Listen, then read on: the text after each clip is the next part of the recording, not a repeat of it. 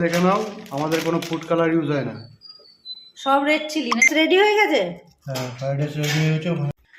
কি অমিতদা, আছে কি চিকেন কষা চিকেন কষা আর ফ্রাইড রাইস? Fried rice. তো চিকেনে তো দারুণ কালার এসছে, অসাধারণ। আর এরকম 2 পিস করে চিকেন কষা নেবে সব কন্টেনারে? হ্যাঁ, কন্টেনারে যাবে।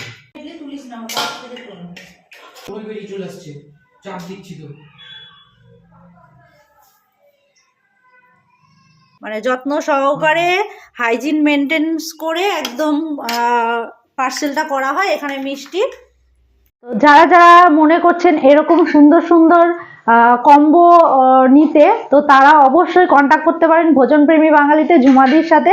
নাম্বারটা স্ক্রিনে দেওয়া আছে। এই সরস্বতী পুজোর জন্য যারা যারা অর্ডার করতে চাইছেন ঝটপট এই নাম্বারে কন্ট্যাক্ট করে নিন।